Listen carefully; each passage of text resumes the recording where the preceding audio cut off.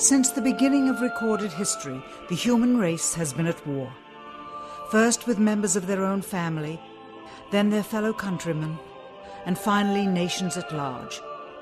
Yet perhaps the starting ground for all these conflicts lays somewhere deeper, within the very character of the human condition, in the dark, untouchable crevices of the human heart.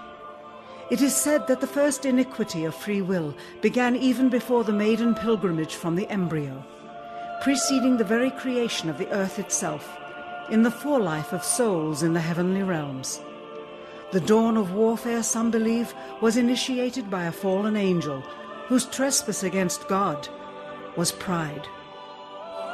In ancient Babylonia, in an age so long ago that the exact millennium remains in question, the Tower of Babel began construction. It was to be the single greatest achievement of the human race. A tower so tall that its summit would reach the heavens, and by it prove to the world that their race was superior. It would be God's irony that it would never be finished. Time passed, nations fell, a machine age emerged, and once again the ingenuity of the species which held dominion over all others unveiled what was at the time the most monumental accomplishment ever imagined, the largest machine yet constructed. An automation so mammoth and so revered, even before its first demonstration, that its only befitting name was Titanic. On April 10th, 1912, it set sail. It was boasted to be the ship that God himself could not sink. It would be God's irony that the very element that was meant to keep it afloat would cause it to sink. Water, frozen water, in the form of an iceberg. Not even one voyage did it complete. And then the next age embarked into the annals of human history, perhaps the last age, the space age. Competition for victor was unparalleled. Powerful nations spent billions in unabashed rivalry to outdo the other. The Soviet Union launched the first orbiting satellite, the first animal, the first man. They had logged 500% more hours in space than the United States. And in June of 1969, they launched an unmanned probe to the moon to retrieve the first soil sample from another world, just 1 month before Apollo 11. That's how close the race was. Had their unmanned probe not crash-landed into the lunar surface, the first moon rock brought back to Earth would have been by the Soviet Union. Richard Nixon, president at the time, had this to say about the latest work of the human hand. It is the greatest week since creation, the greatest event since the laying of the foundation of the seas, since the origin of the universe itself, since the design and formation of the delicate human eye through which all these things are perceived, was a flying machine with its 2 passengers landing on its closest celestial neighbor and returning from where it came. Perhaps again God's irony lies somewhere within this great boast of humankind. The building of the tallest tower for the sole purpose of standing out among the races was never finished. The machine that was so great that it was said to be untouchable by even God never completed its first voyage.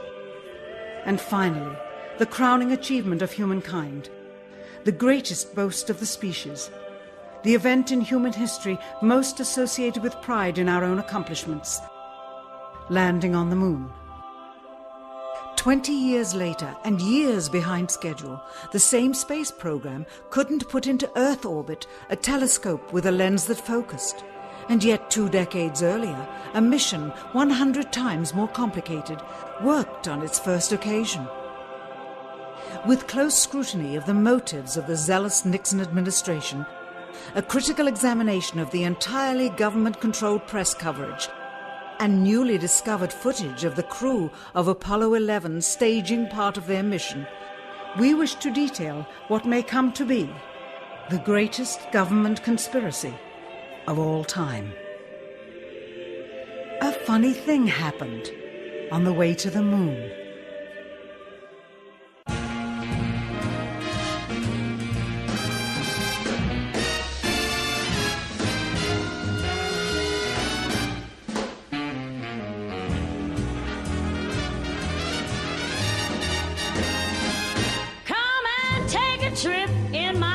watch it. We'll have a lovely afternoon. Kiss the world goodbye, and away we'll fly. Destination moon. We'll travel fast as a light till we're out of sight. The earth will be like a toy balloon. What a thrill you'll get riding on my jet. A destination moon. We'll go up, up, up, up. Straight to the moon we two. High in the starry blue. I'll be out of this world with you. So away we'll steal in my space mobile, a supersonic, a honeymoon. Leave your cares below, pull the switch, let's go. A destination moon.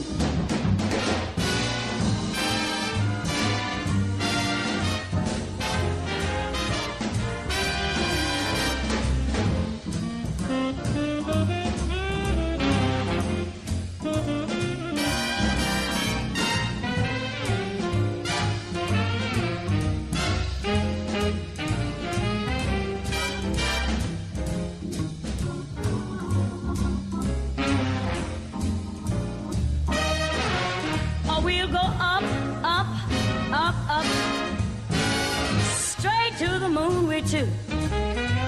We'll be high in the starry blue. I'll be out of this world with you. So away we'll steal in my jet mobile, a supersonic, a honeymoon. Leave your cares below, pull that switch, let's go. Destination. We're flying high up in the sky. Destination, destination moon.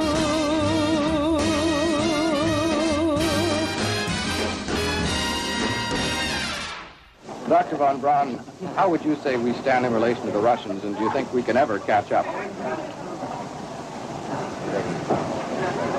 I'm convinced that in the space field, the Russians are ahead of us, particularly in large weightlifting capability, and that at the moment the problem is not so much to catch up, but first build up the working speed that they have already demonstrated. After we are running as fast as they do, there's still a considerable gap to close, and only the future will tell whether we'll manage to close that gap. We cannot and will not ever get into this race as we should, so long as all of our objectives are short-term objectives. We've got to have no finite end to our objectives. The end of our objectives should be as far as we can see at any given time. But right now, we need a 10 to 12-year program that has as its ultimate goal the manned domination of space. And if we don't, we're going to be in trouble. I believe that this nation should commit itself to achieving the goal before this decade is out of landing a man on the moon and returning him safely to the earth. We must assure our preeminence in the peaceful exploration of outer space, focusing on an expedition to the moon in this decade. T-minus 60 seconds and counting. We passed T-minus 60. 55 seconds and counting. Neil Armstrong reported back when he received the good wishes. Thank you very much. We know it will be a good flight. Good luck and Godspeed. 40 seconds away from the Apollo 11 liftoff. All the second stage tanks now pressurized. 35 seconds and counting. We are still go with Apollo 11. 30 seconds and counting. Astronauts report it feels good. T-minus 25 seconds. 20 seconds and counting. T-minus 15 seconds. Guidance is internal. 12, 11, 10, 9. Ignition sequence start. 6.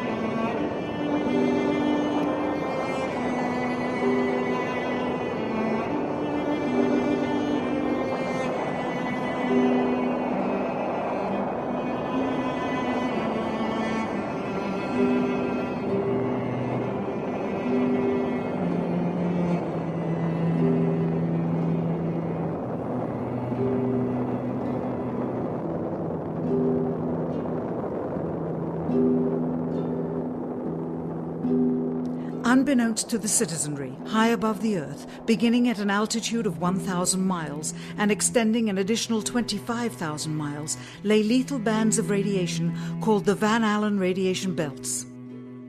Every space mission in history with humans on board, from both the United States and Soviet Union, from the first in 1961 to the present, has been well below this deadly radiation field. Mercury, Gemini, Soyuz, Skylab, the Space Shuttle, all maintained altitudes well below 1,000 miles. All except Apollo. The more experienced Soviets spent 100 hours in space for every 20 hours of the US. In order to survive the hour-and-a-half journey through this radiation field necessary to reach the moon and return, solid lead shielding between the astronauts and the exposure outside would be required.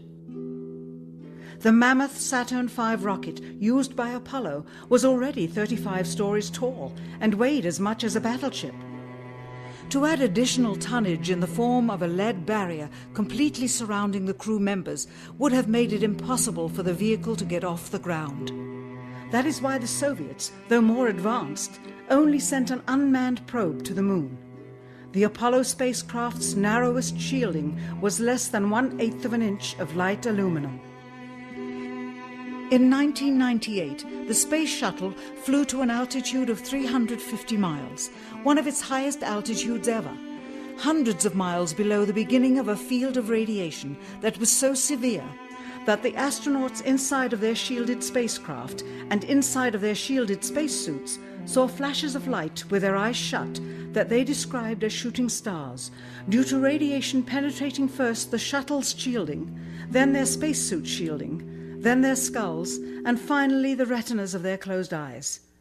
As a result, CNN issued the following report noting NASA's unpredicted surprise.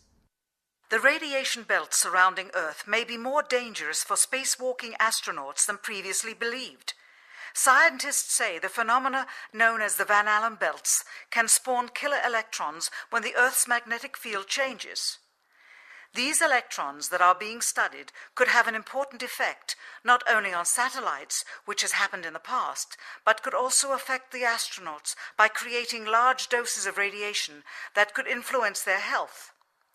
The electrons can penetrate through various materials, including spacesuits, and can pass through, in fact, the walls of the space station, and can create high charges deep inside of these objects. President Kennedy, a man of political, not scientific background, set the irrevocable goal of landing a man on the moon by the end of the 1960s, just days after America's first astronaut had spent a mere 16 minutes in space, not even achieving a single orbit around the Earth. We choose to go to the moon in this decade and do the other things, not because they are easy, but because they are hard. We take an additional risk by making it in full view of the world. But as shown by the feat of astronaut Shepard, this very risk enhances our stature when we are successful. The technology necessary to launch the massive Saturn V rocket and an intercontinental ballistic missile is 95% similar. When the Soviet Union launched mankind's first satellite, Sputnik, in 1957, there was grave concern that they had mastered space ahead of the United States and might use this advantage to launch a first nuclear strike from an orbit high above North America. When they also put the first animal in space, then the first man in space, then achieved the first spacewalk, the first crew of 3, and the first ever of 2 simultaneously orbiting spacecrafts, concern turned to fear and then horror as America watched their communist enemy achieve all these firsts with no hope in sight of ever catching up. President, a member of Congress said today that he was tired of seeing the United States second to Russia in the space field. I suppose he speaks for a lot of others. What is the prospect that we will catch up with Russia and perhaps surpass Russia in this field? However tired anybody may be, and no one is more tired than I am, it is a fact that it's going to take some time, and I think we have to recognize it. They secured these large boosters which have led to their being first in Sputnik and led to their first putting their man in space. We are, I hope, going to be able to carry out our efforts with due regard to the problem of the life of the man involved this year. But we are behind. If it was impossible to better the Soviets in the space race, which was really a race of technological armaments, what could be done? How could America offset the threat of superior weaponry? Throughout the history of rivalry and war, astute generals of lesser armies than their counterparts have used deceit and misinformation as a method to achieve victory. In World War II, for example, columns of inflatable tanks were placed at locations afar from Normandy to draw German forces away from the real location of invasion. The Star Wars missile defense program rigged tests to make it seem more advanced than it really was. That's the conclusion of the General Accounting Office. The aim was to fool the Soviet Union about US military readiness during the Cold War.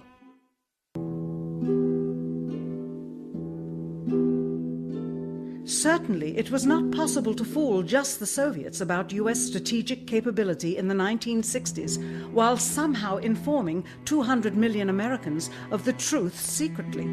In order for them to believe the United States had the capability to go to the moon, everyone would have to believe it. Furthermore, the pride of a nation was at stake, and the goal of a martyr, not to mention the growing unrest domestically of a government throwing tens of thousands of lives away in a foreign war riddled with contradiction and ambiguity. In addition, the Apollo program had already spent billions of dollars. If it failed to achieve its goal with such an investment, it would indeed be a large and bitter pill for the taxpayers to swallow. The cost of the program, whose sole goal was to be the first to plant a flag on the lifeless rock just outside the Earth, if adjusted for inflation to the 21st century, was $135 billion.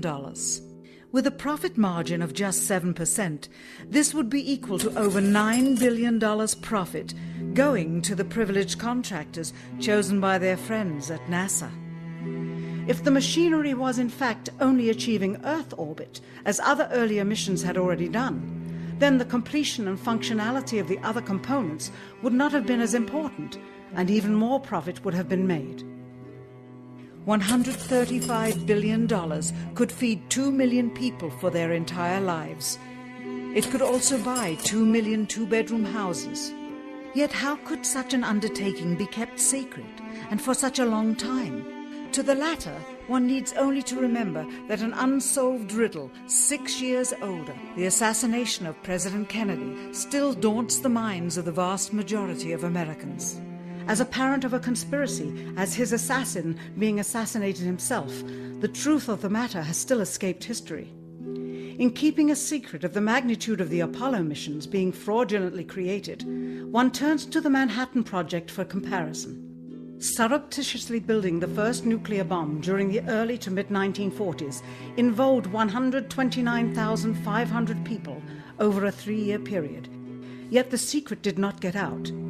A quarter century later, the art and technology of espionage inevitably improved, narrowing dramatically the number of players in the know of a large clandestine operation. Just 1 year before the first mission to the moon, NASA launched the Tetra satellite, specifically designed to simulate flight data coming from the moon, so that the ground crews could rehearse the landing, much as the astronauts did in their own simulations. Had it not supposedly fallen back to Earth, all that would have been needed during the actual flight would be a repeat of one of these computer programs, with a few original variations, transmitted to the satellite for rebroadcast to Houston. Scores of computers and their deceived operators on the ground would then receive prearranged information, including the alleged location, altitude, and fuel consumption of the spacecraft, as if it were descending to the moon's surface. If the Soviets tried to find the actual location of an Apollo crew in the hundreds of thousands of miles surrounding the Earth and the moon, it would be tantamount to trying to find a rowboat in the Atlantic Ocean. The fact that the Apollo program was so departmentalized, with various construction and test sites around the country, meant that only a few people saw the whole picture. And for the first time ever, there was no independent press coverage of such an historical event. Whatever pictures and sound were distributed to the public were strictly controlled and previewed by the federal government. They were then disseminated unchecked until this hour. For who would realize that the unthinkable was not only possible, but absolutely true?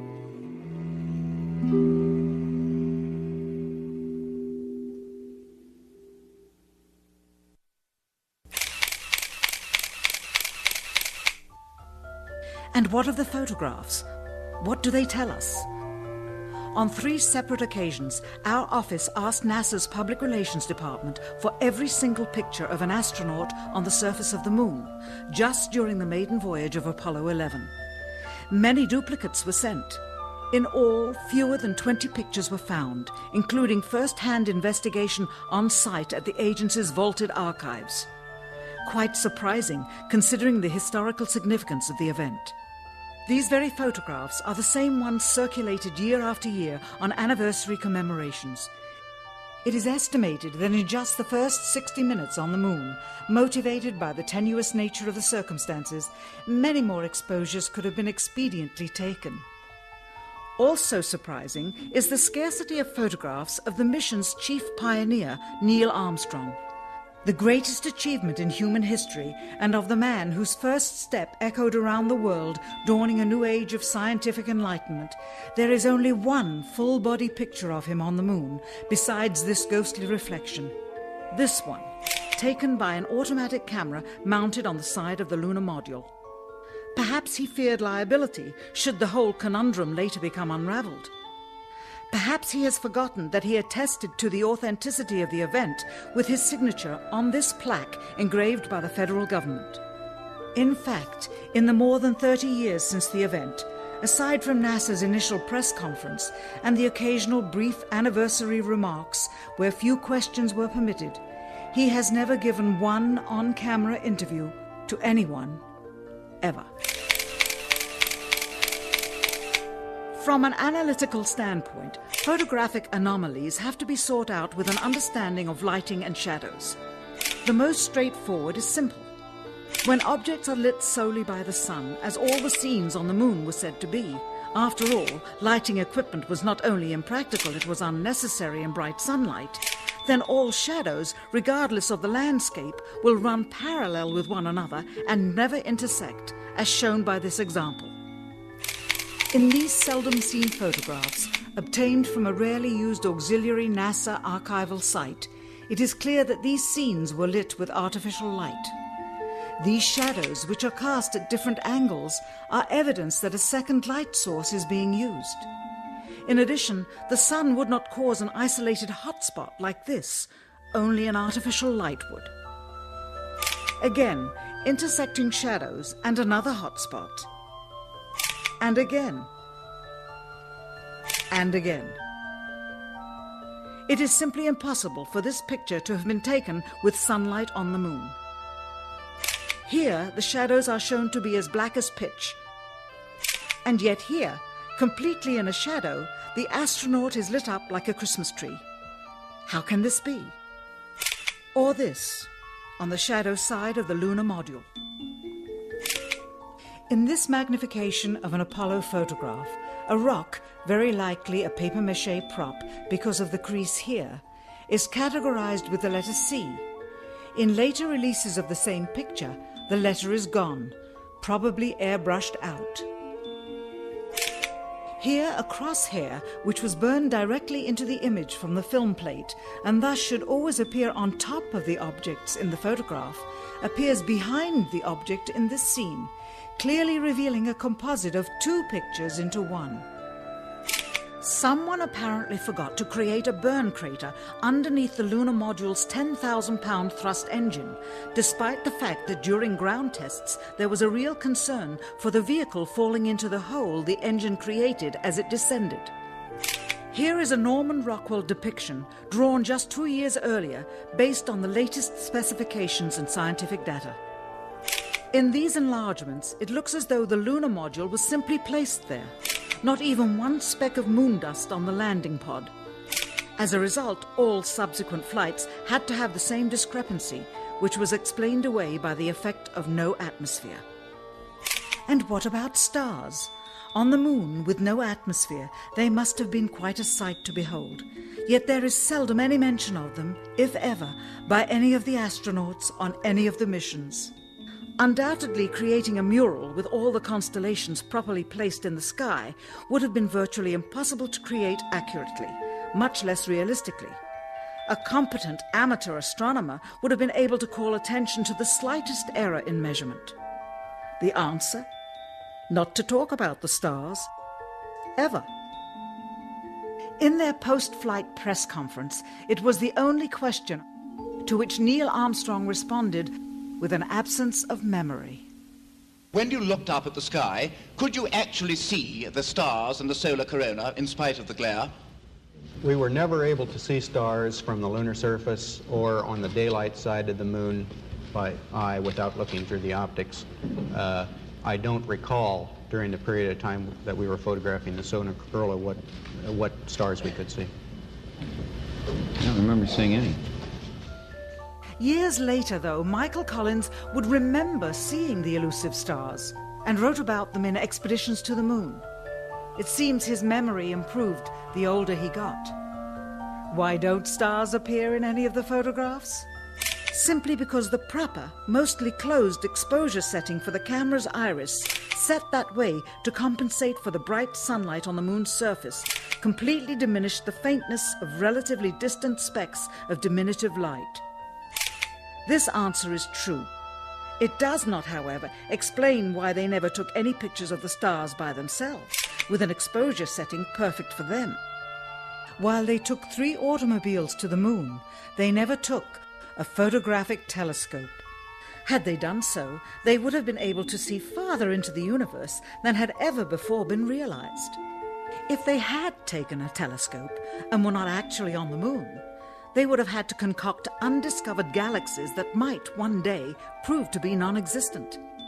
The cost of the 3 moon rovers in 21st century currency? Nearly $60 million each, though they had fewer parts than a Jeep. Where was all this money going? Then there's the flag, blowing in the wind, at least twice, on the atmosphereless moon. We can only guess that most of the missions were staged inside for fear of possible aerial or satellite reconnaissance from an unfriendly nation. The backpacks, designed for 1/6 gravity, must have had the cooling systems removed to allow for movement without falling over. With very near and hot studio lighting, that left one hot astronaut inside. Assuming that it was the astronauts inside, after all, their faces were always covered. The necessary mammoth amounts of air conditioning were probably responsible for the air current. Here the editor cuts to a still shot of the flag, just as the effect becomes noticeable. Here it is unchecked. This rare clip, attained decades ago, was never re-released with the inevitable increase in experience and scrutiny. To demonstrate 1/6 gravity, a bouncy, floaty feel to the astronauts' movements would be similarly achieved with relative simplicity. Slow motion. You are viewing the scenes as they aired more than 30 years ago. Now let's look at them with the speed doubled. It becomes discernible that they are, in fact, in Earth's gravity, and are no more leaving the ground than they would on Earth. It is clear from these rarely seen colour television pictures that the crew of Apollo 11 brought a high-resolution colour video camera with them on their mission, yet the only pictures broadcast live from the moon's surface were these from a low-definition black and white camera. In fact, the networks complained because in addition to this, they were forced to shoot the images, second generation, off of a projection TV of the technology of 30 years ago, and were not even allowed to take a direct feed, which further degraded the quality and clarity of the images. Perhaps this was precisely what NASA and the federal government had in mind. After all, it was a first, regardless of where they were. Better to open up their debut mission with fuzzy pictures and numerous blackouts, rather than show too much revealing detail of a false scene that was yet unproven. And finally, the element that seals their fate.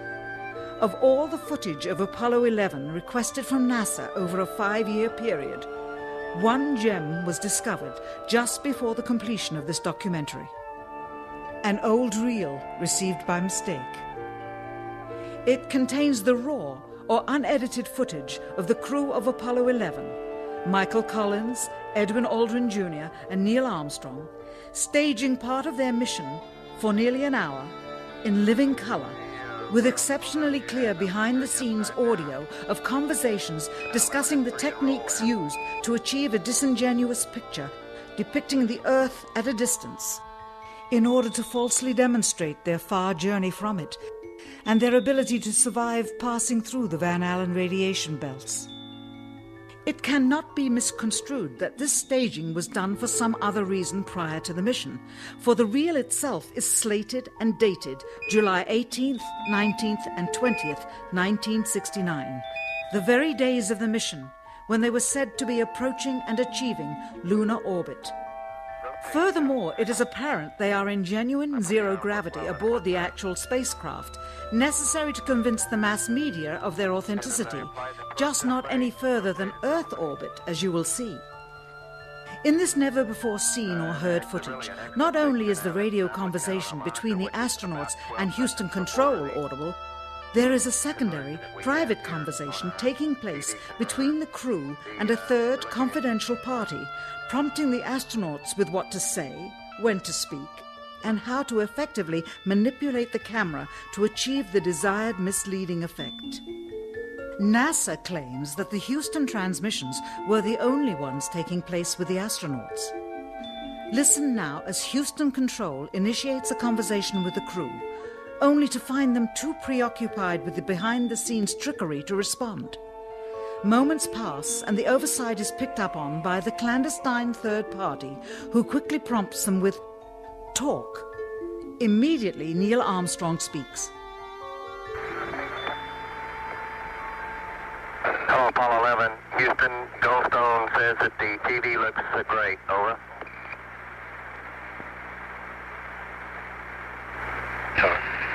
Okay, Roger. We're coming in on Earth. Again, the illusion they are attempting to create is the Earth at a distance to demonstrate their far journey from it and their ability to survive passing through the Van Allen radiation belts. Understand, too, that only about 20 seconds of this raw footage was ever broadcast to the public, and these conversations discussing their deception were believed to be private. Until now. Here they discuss that these television transmissions were in fact not broadcast live as everyone believed. They were first screened and edited for playback later. Roger, Neil. We just wanted a narrative such that we can, when we get the playback, we can sort of correlate what we're seeing. Thank you very much. Here they discuss the fact that they have turned out the lights and have blocked out sunlight from entering the spacecraft through the other windows, as to not cause any reflected light to fall onto the spacecraft's wall in the foreground. Okay, very good. Well, we shut out the sun coming in some of the other windows into the spacecraft, so it's looking through the number one window, and there isn't any reflected light. The reason this was done is so that the truth of the matter would not be revealed. It is this. Though the federal government would have you believe that this is a view of Earth from a distance out of the spacecraft's window as it nears the moon, it is not. What they have ingeniously done is placed the camera at the back of the spacecraft and centered the lens on a circular window in the foreground, outside of which it is completely filled with the Earth in low orbit. The circumference of the window then appears to be the diameter of the Earth at a distance, with the darkened walls of the spacecraft appearing to be the blackness of space around it. That is why they wanted the interior dark and blocked out the sun from entering through the other windows. Here you can see the extruded window, probably 2 inches thick at the bottom. This is because the Earth's shine is coming in at a downward angle. It also causes the Earth to appear to be an irregularly shaped circle, for you are seeing the outside of the window at the bottom and the inside of the window at the top, which together form 2 different sized halves of a circle. Subsequently, this take was never used. As they perfected the shot, a crescent-shaped piece of black material was inset slightly into the window to create the illusion of the Earth's terminator line dividing night and day. It is uncannily convincing. During this segment, intended to be edited and played back later for the worldwide television audience, dated July 18th, 1969, Neil Armstrong condemns himself as he states that he is 130,000 miles out, or halfway to the moon, as the NASA flight log also states on this date, when he is in reality in low Earth orbit of a few hundred miles. Roger, Houston, Apollo 11. Calling in from about 130,000 miles out. Here, during another segment, also intended to air after review, Neil Armstrong falsely explains to the viewers how the shot is attained by putting the camera's lens to the window's glass, as it would have to be if they were the claimed distance away from the Earth. We only have one window that has a view of the Earth, and it's filled up with a TV camera. If the window was completely filled up with a TV camera, as he stated, then an astronaut's arm would not be able to get between the camera and the window, as it obviously does here in this outtake. South America becomes invisible just off beyond the Terminator or inside the shadow. You can also notice how the astronaut operating the camera reacted to the mistake by attempting to pan away from it. Blue gas, see white bands of major cloud formations across the Earth. This is a segment that they believed wasn't even being recorded, much less suitable for broadcast, for the lens was being zoomed out and the scene was being changed to that of an interior of the astronauts at work, and apparently the stop button popped back up on the recorder without notice.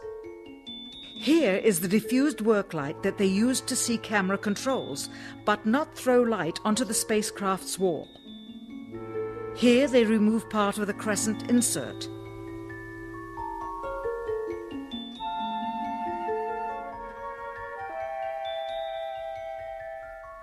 Finally, the iris is opened up and you can see the real location of the camera and the very bright and near Earth out the window. Here is the slate for the 19th of July, and the same shot of trickery on the 19th of July, and then the 20th, and the same misleading shot on the 20th. Later that evening, they were said to be walking on the moon. How can this be when they were in Earth orbit only 9 hours earlier, and the moon is some 3 days' journey away?